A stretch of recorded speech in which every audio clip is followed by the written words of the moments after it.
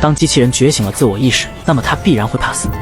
在刚刚生产出的1000个机器人里面，如何才能快速揪出他们中的那个叛徒？负责人说最少需要3个礼拜，而这个男人却只要1分钟。只见他掏出武器，朝着任意一个连开3枪，现场所有的机器人都纹丝不动。在他刚刚准备击毙第2个的时候，果然就在扣动扳机的前1秒，其中一个赶紧瞄向前方。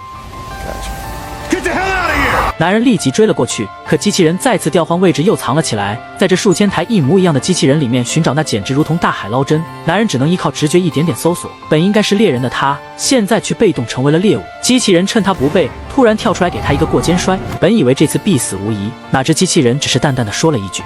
What am I？ 然后便一跃而起，飞身跳出人群，再徒手扒开大门逃了出去。可惜的是，工厂外面已经被警察布下天罗地网，纵使他飞檐走壁，身手绝佳，最终也只能落入法网。在未来世界的2035年，